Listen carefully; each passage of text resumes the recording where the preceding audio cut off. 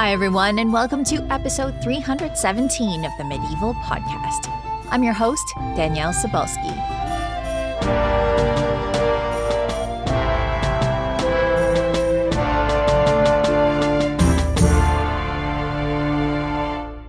Well, it's that time of year again, the time when Peter Konieczny of Medievalist.net and I reveal our favorite books of the past year. It's always a real pleasure to revisit the amazing books I've been reading and the conversations I've had here on the podcast with all the fun and generous authors in medieval studies today. I hope that you look forward to this annual episode as much as I do.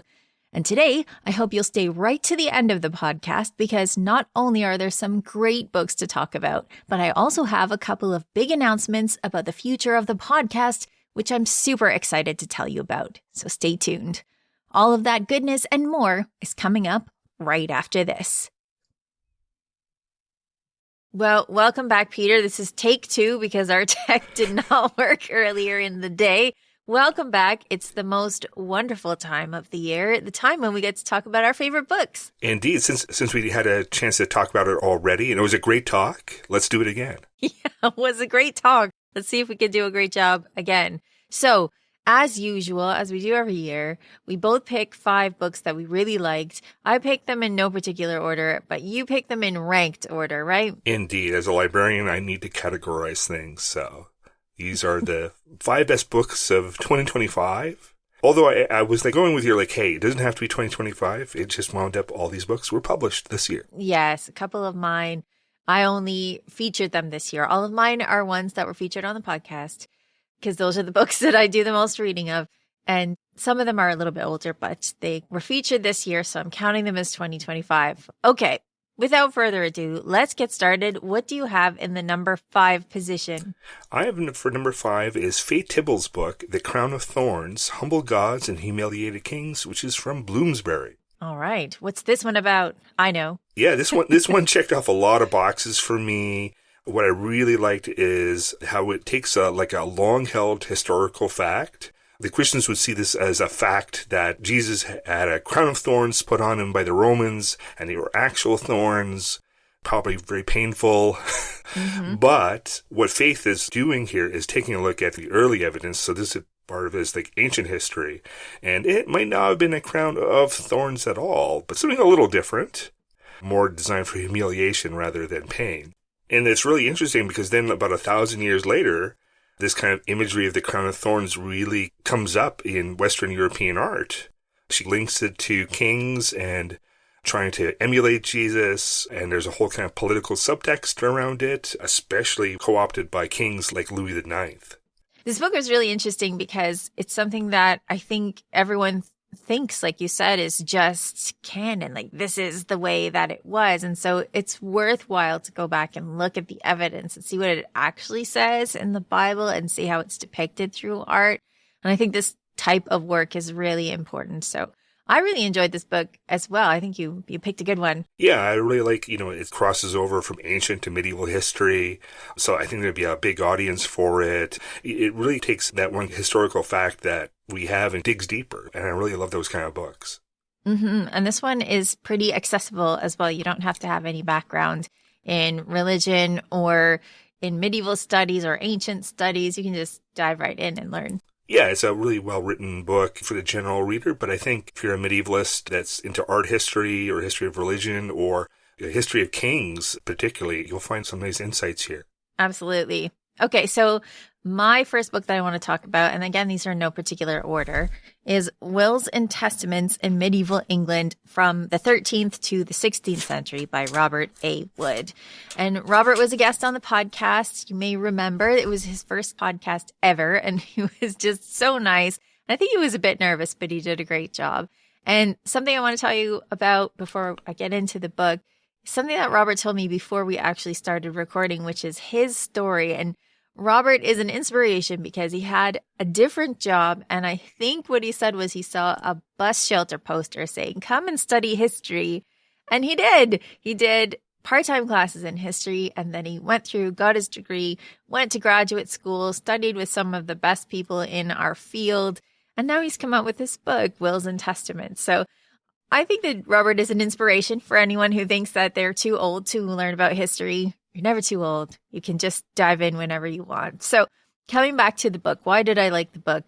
It really spoke to the way that I think, which is sort of putting all of my ducks in a row before I start to get any deeper into a topic. So this is a really thorough book where before he even gets into the wills and testaments, Robert talks about the way that Roman numerals were used, the way that currency was used in England, the spending power of currency, weights and measures, social hierarchy, and the rituals around burial before he even gets to the wills. So he's really, really thorough in telling you what things were like, those details about how people were thinking around not only stuff like money, but stuff like burial. And then you get to the wills themselves. And I think that they're so revealing. They tell you about what people are thinking about in their last weeks, days, hours, what they want to give to, what they're thinking about, and the things that they find so important that they're going to bequeath them to people. So you get Robert's edited wills, so you can read these words for yourself, as well as all of that background information that he's put together. And so this is just a really great book for people who want all of those real concrete details about the period. What I see in a book like this, it offers two types of histories. Your macro history, because he can look at the thousands upon thousands of wills from medieval England and find out trends and what people were doing overall. But then you can kind of tell the individual stories of each will, and they offer really exciting glimpses of what people thought was important to them. Yeah, exactly. So like I bequeath my best girdle to this person, and you want to find out who all the people are who were named in the wills. Of course, we will never find out, but it's really fun to look at the evidence and really get an understanding as to what people were thinking about when they were creating them, especially in a time where death was very close at hand, because he's especially looking at, again, the 13th to the 16th century. So a time of plague for most of that period. So I really liked Wills and Testaments in medieval England. Who would be it aimed for? It is a scholarly book, so it is written in sort of academic language. But because he gets at all of these small categories first that are very introductory, things like currency, I think you could start with it and not be lost. You'd really be able to follow along with Robert's argument and really just learn about it, whether you have a background in this or not. So we've done 2 books. And we're already further behind than we were when we recorded this earlier. We need to get going. Okay, so what do you have in 4th place, Peter? Well, it's just because we love books so much. So we do. My 4th book is called Approaching Pipe Rolls, the 13th Century by Richard Cassidy, and it's from Routledge. Mm-hmm. And this is a fairly thin book. It's under 100 pages, and it's really a beginner's guide to the set of English government records. Pipe rolls are the kind of list of debts owed to the governments, whether it be taxes or fines. And this is a book that would have been so useful for me when I was a grad student, because you can access these records. They're in print from like the 19th century, and you can find them online. And this is a guide to how to access them, because they're fairly difficult to approach on their own. There's almost its own kind of written system. And I wish I had this kind of book to explain, hey, this is what you're looking for. This is what this means. Just kind of this overall guide. So I think, to me, it's a really great teaching tool and a really good way to get students or people that are just getting interested in history to access a set of documents and learn all these interesting little bits of English history. It sounds like the type of book that you would put on the shelf and come back to whenever you needed to look at pipe rolls, just as a refresher, because as you say, these are technical documents that take some skill to read and understand. Yeah, indeed. So I think this, to me, is a good example of how a book can be done, because medievalists often have to deal with sets of records, whether they be manorial court records or government records or from this archive or stuff like that. And it is tricky to go through. So this is something that I would recommend a lot of people should have it on their shelf for just browsing or just before they venture into something like pipe rolls. Well, this is interesting because you've picked a book that is an exemplar for how other books should be. And I think that's new for us. I don't think you've come up with a book like that over the last few years in your roundup. So this is cool. I think people should look at this to see what you think should be in a book that deals with a technical subject like that. Cool pick. All right, moving on. My next book, again, they're in no particular order. This one is also about England, but I promise not all of them are. And I really think that the Wills and Testaments one and this one, they are about England specifically in their case studies, but I think that you can draw a lot of conclusions sort of more broadly because of the subject matter. And this book is Ladies in Waiting in Medieval England by Caroline Dunn. So Wills and Testaments came out in 2023, just full disclosure. This one came out in 2024, but I did have both of these people on the podcast in 2025. So the Ladies in Waiting book, as Caroline says at the beginning of the book, looks at over 1,200 ladies in waiting over the last 3 centuries of the Middle Ages. And this is that meticulous research that I find so valuable, where she finds the actual people who are ladies in waiting in these courts, and she traces their careers as best she can over the records, which is really difficult to do. And I think that kind of work is really illustrative. You can see how different families influenced court politics or just family politics. And you really get to see through the relationships between people what is going on behind the scenes. Like, these are the people who are going to be around the court all the time, and their influence is really huge. So Caroline's looking at things like what their actual roles are, what their duties are, who the people are, where they came from, and things like their role as in, what does this mean culturally for them to be there? What kind of knowledge are they keeping in their minds that they are passing on from queen to queen, princess to princess? And so, again, I think that this is something that could be extended beyond Caroline's work, but her work is really specific to England. And these case studies are just so interesting. And I love how she's traced these people, individuals, in a way that is really difficult to do. This is meticulous research. And yeah, I really enjoyed this book. This book looks to me as the one dealing with a prototypical background character of the Middle Ages, right? Mm-hmm. The ladies in waiting, which, you know, you often see but never hear from in like other books. And I'm really glad that, you know, this is, again, taking a historical topic that people think they know about and uncovering a whole bunch of new details. So it sounds great. Yeah, it is great. It is great. I think everybody should read it. It is an academic book, again, because when you're doing this kind of research, you really have to show your sources, right? Cite the sources. And so it is an academic book, but I don't think that it's very intimidating. And I know that there are lots of people who are out there and they're writers and they want to know more about medieval courts. And so I think this is a book that would be worthwhile to read for all of those people. All right. In third place on your list, who have you got? It's a book I've been waiting 30 years for. So I'm... Yes, amazing. What is it? It is the Rutledge Handbook of Medieval Military Strategy, edited by John Hostler and Dan Frank. And it's a collection of 31 essays kind of dealing with strategy and the geopolitics and long-term strategy of medieval states and medieval countries and military. So I've been kind of waiting 30 years because this is a topic that I've seen a lot of the military historians talk about with De Re Militari, and a lot of these people are actually friends of mine. And one of the things we've always been saying is that military history ignores the Middle Ages, especially when it comes to strategy and its long-term strategy. If it was before the 19th century, everyone was like King Joffrey. Yeah. Sieges and battles were just whatever was done on the field was done on the spot, right? Mm-hmm. But here it's a really good look at what military commanders thought of, like when, hey, we're going to do a siege. What's it going to be like? What are the aims of this country or empire? And there's quite a lot of that. So it's such a nice broad book. It's very global too. Like you kind of expect these days to have, something about China or the Middle East, but this one has a lot about India and even a couple articles delving into the Western Hemisphere. Which is awesome. There needs to be more about that. So I'm so glad that it made it into this companion. Yeah. So I'm really happy. I think if you're like a military historian, this is the must read for you. And I'm fascinated by all the articles here. Yeah, 31 articles, one for every year. You've been waiting for this book. Exactly.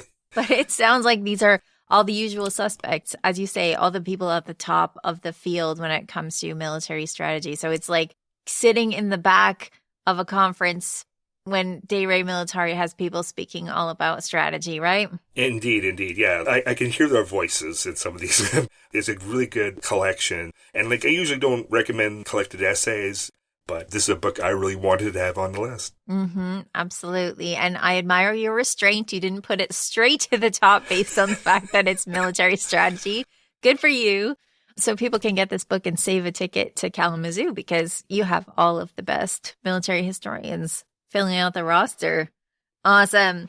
Okay, so speaking of extending our reach beyond Europe, my next book is Motherland, A Journey Through 500,000 Years of African Culture and Identity by Luke Pepera.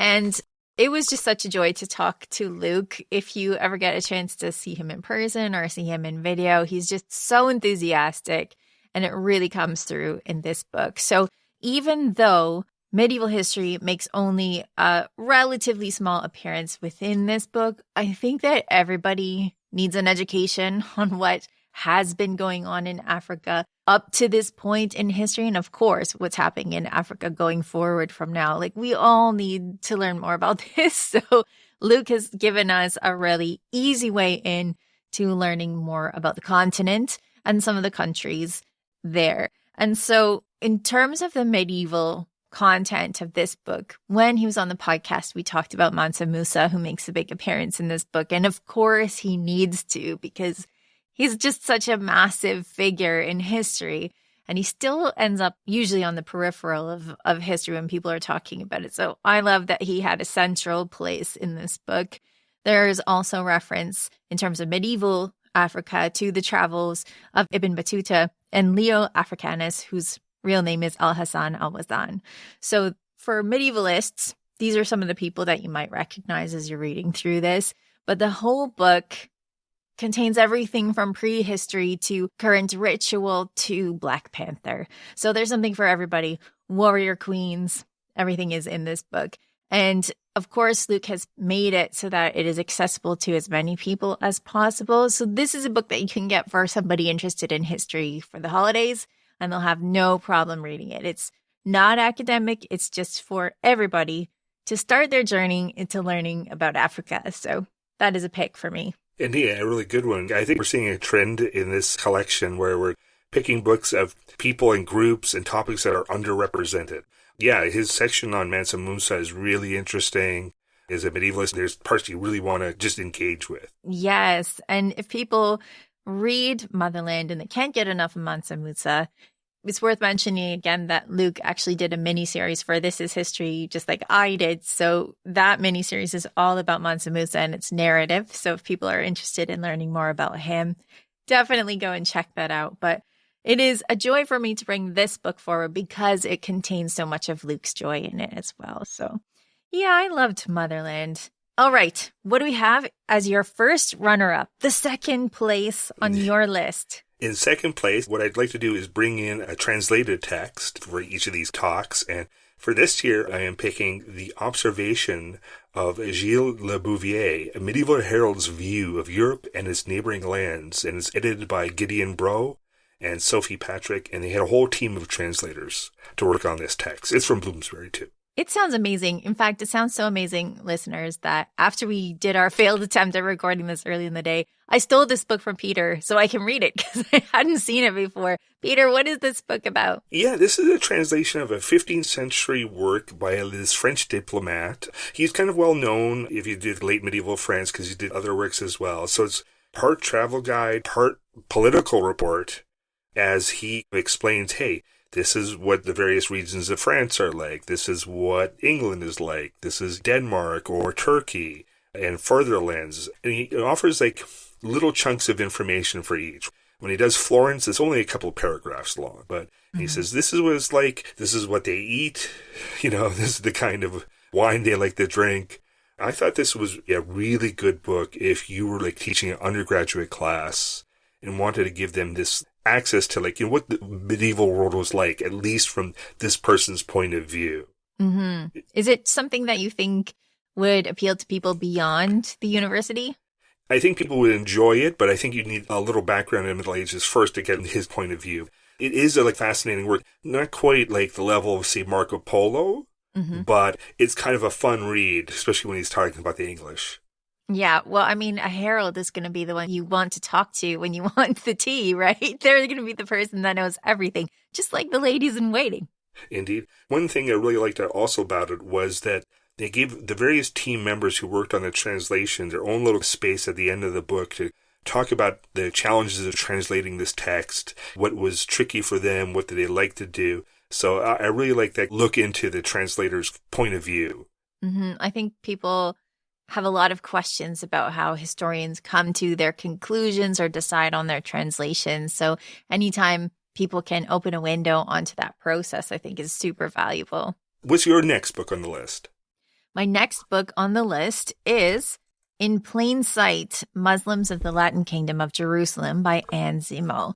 And this is a book that I was so excited to read, and it did not disappoint, because this is the type of question that I always have, right? When the Christians came to the Holy Land and took it over, what happened to the people who were already living there? What happened to them on the day-to-day? Because as much as text will tell you that these people are mortal enemies, on the ground, there has to be some sort of compromise. There has to be some sort of working together for things to sort of continue as they have been. So this is not to say that there wasn't mass slaughter. This was the Crusades that we're talking about. But what happened to the people who survived and stayed in the Kingdom of Jerusalem? So Anne talks about in this book narrowing down in a sort of bullseye way, so outer circles towards inner circles. She talks about the geography of where Muslims are living in Jerusalem at this time.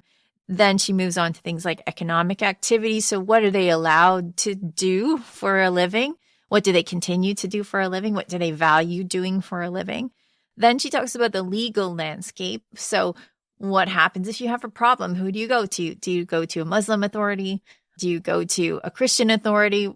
What happens if you have a problem? Because, I mean, these are practical issues people had to work out.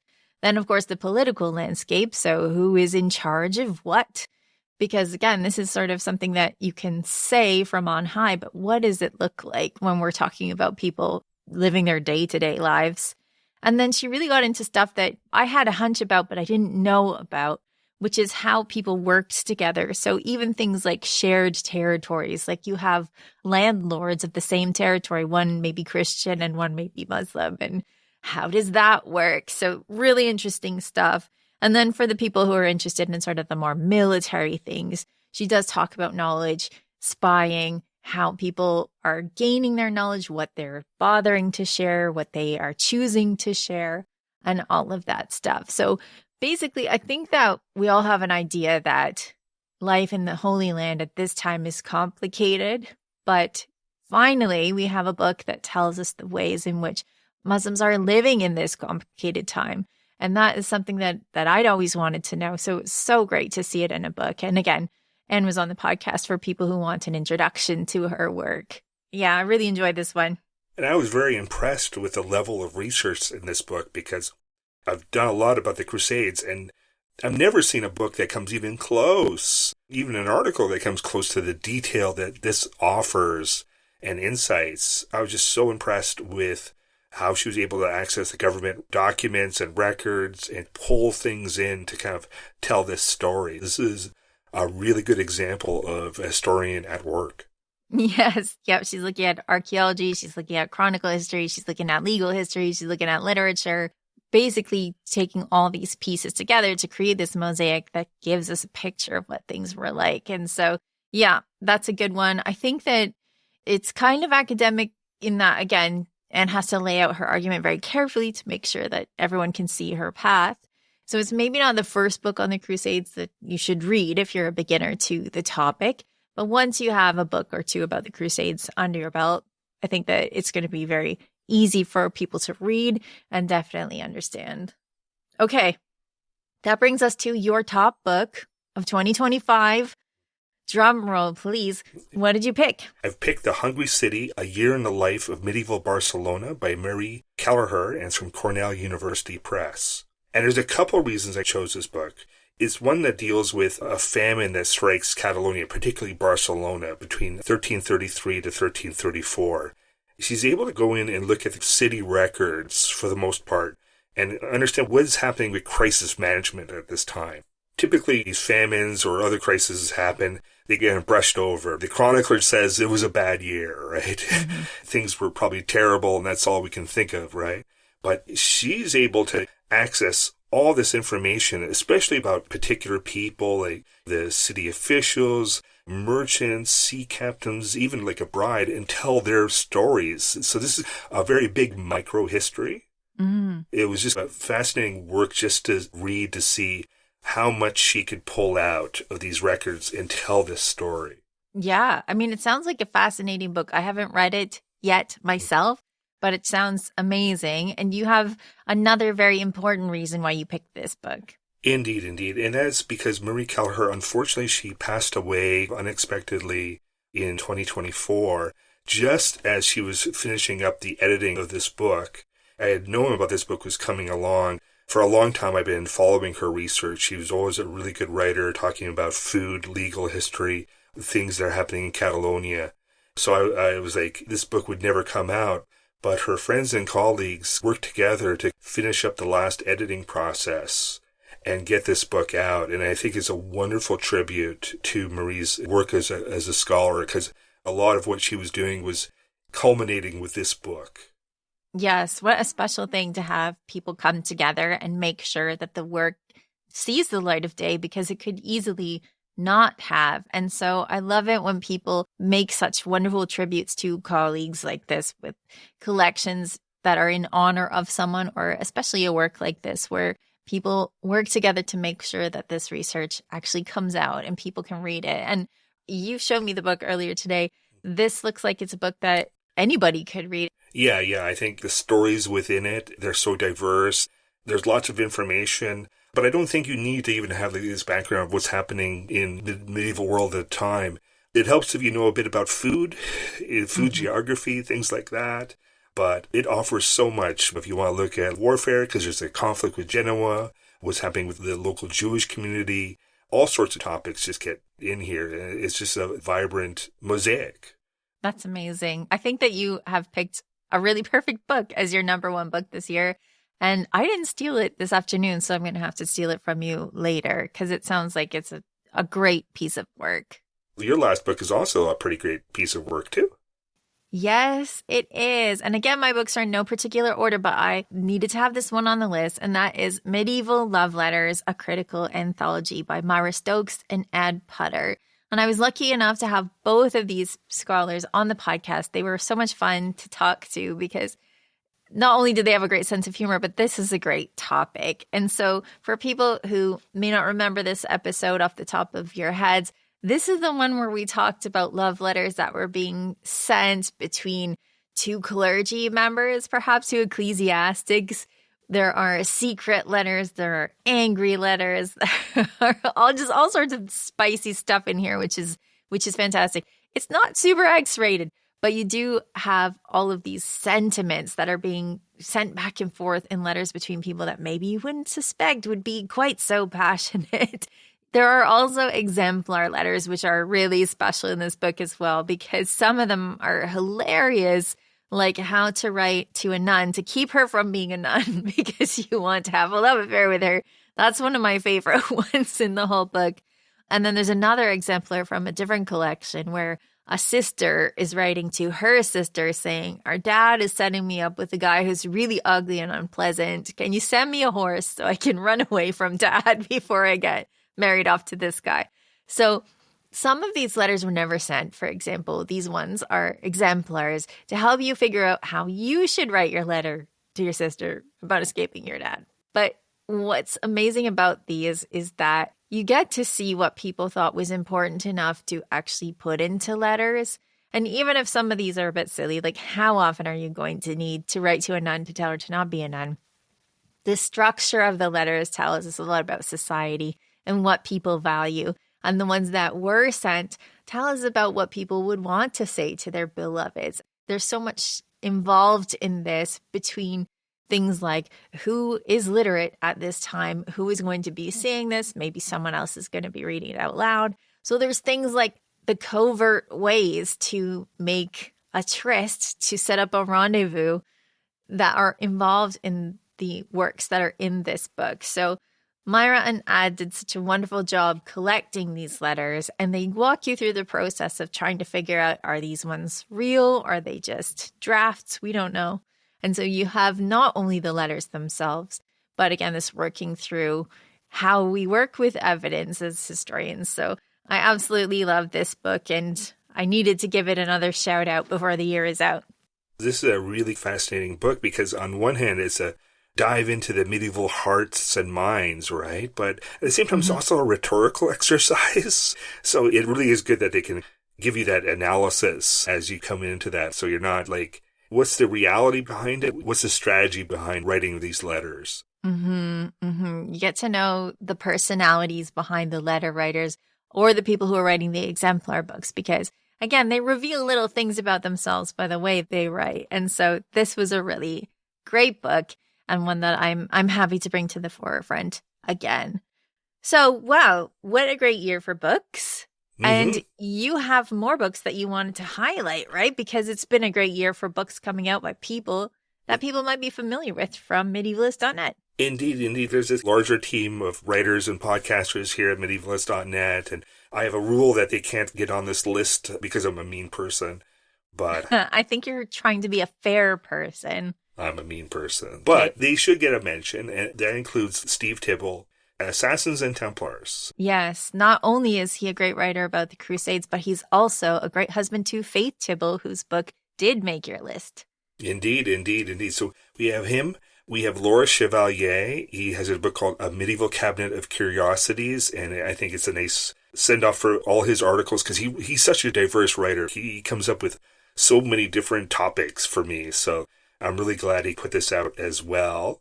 We have Michael Livingston. He has a book on the 100 Years' War, which has a couple of different titles depending on which side of the Atlantic you are on.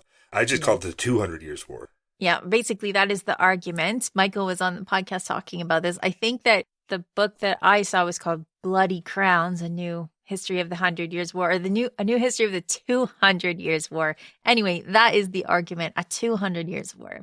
And then David Backrack, who started writing for us at the end of the summer, he has a book that he co-edited with his father called Warfare in the Global Middle Ages. He actually wrote a piece about writing that book that I found really fascinating on medievalist.net.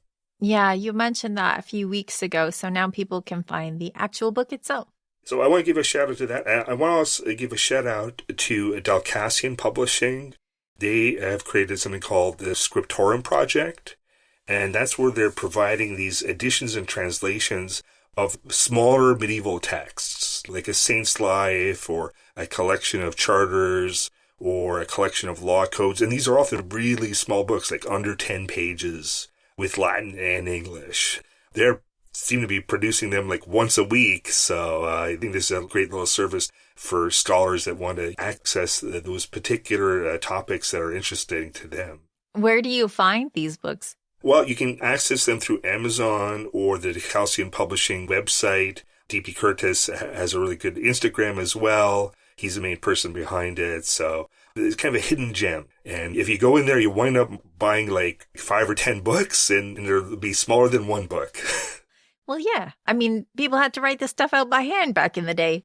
So I'm really glad for them. And we're getting tons and tons of books here at medievalist.net. I'm really appreciative of all the publishers that have been sending in the things. We're trying to get to them all, getting social media posts and things like that out to kind of spread the word. Yeah, well, you're going to get ripped just putting these books all on the shelf, right? This is going to be your workout going into January, right? Indeed, like just hauling piles of books around for photography is fun stuff. Well, and there are lots of good novels that came out as well. And I don't intend to talk about novels on the podcast because it feels like a totally different thing to be talking about the historical accuracy and whether it's literarily great or not. So I don't tend to talk about them, but I hope to talk about novels a bit more on Patreon. And we're going to talk about Patreon in just a second. But first, you have a great discount for people who are interested in classes, right? Yes, it's the time again for the Black Friday sale, which is our biggest sale of the year, 25% off if you use the code Black Friday, all one word. We had a really good 2025 when it came to these courses. A few dozen, have come up, and we have 8 more that are going to be starting between January and mid-March. So we have a lot of people that want to teach classes. Everything that you ever wanted to know, you can take a class about on medievalist.net. So the code is Black Friday, all one word, and it's Medieval Studies www.thinkific.com, right? Indeed. So go check that out. We're looking forward to a really good 2026 on that. Yeah, it's going to be amazing. And speaking of amazing stuff in 2026, the big news is that I'm going to be taking this podcast fully independent. So when this started, I wanted to put out a podcast. Peter wanted to have a podcast on medievalist.net. So I made the podcast and Peter distributed it. And this is how it's gone for the last 6 years. And the Patreon was created to support the podcast, but the Patreon was created for medievalist.net. I haven't really been part of this.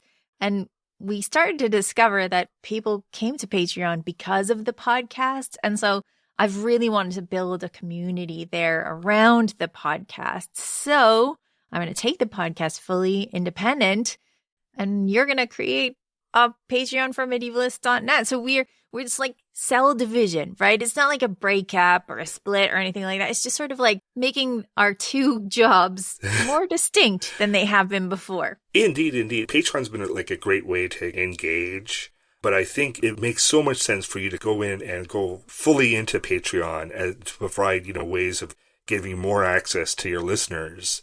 We can still keep offering ad-free access to the website for your listeners on that Patreon. We'll set up another one for new people that are coming in on medievalist.net and just want to be there ad-free. But yeah, I'm really excited about this, especially for you. You're going to kick butt. Thank you. It's going to be a great time. I think more than kicking any sort of butt, it's going to be like just reaching out to people, because I didn't even have a Patreon account before this. So people who have been there, you've been talking to Peter alone. So it's my turn. I'm going to take over this Patreon and turn it into the Medieval Podcast. So if you're already there on Patreon, you don't need to do a thing. You can just sit tight. On January 1st, I'm going to offer some new tiers, and you can choose whether you want to be on them or not. Like Peter said, people are still going to have the option to get medievalist.net ad-free, this podcast ad-free, all sorts of stuff. So if you're happy where you are, you can just stay where you are. The only thing that's going to be different is Bow and Blade is going to migrate to Peter's new Patreon. So if you're there for Bow and Blade, you might want to consider once January comes around, maybe that you want to switch to medievalist.net's Patreon.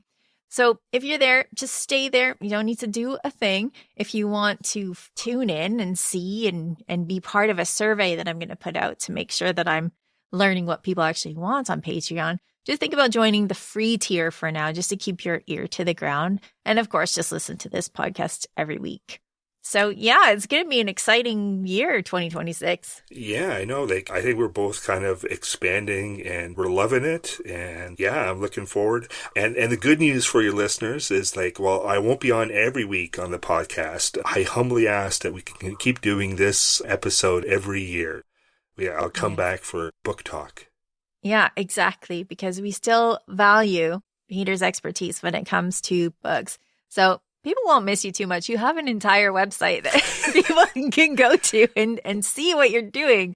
But yeah, this is growth for both of us. And so this was the best decision for both of us, which I think it's going to be exciting for both of us and hopefully for all of you listeners as well. So I think that's all the news for now and all the books for now. And I mean, there's going to be more books to talk about next week and the next week and the next week. And in a couple of weeks, I'll be back for the year in review.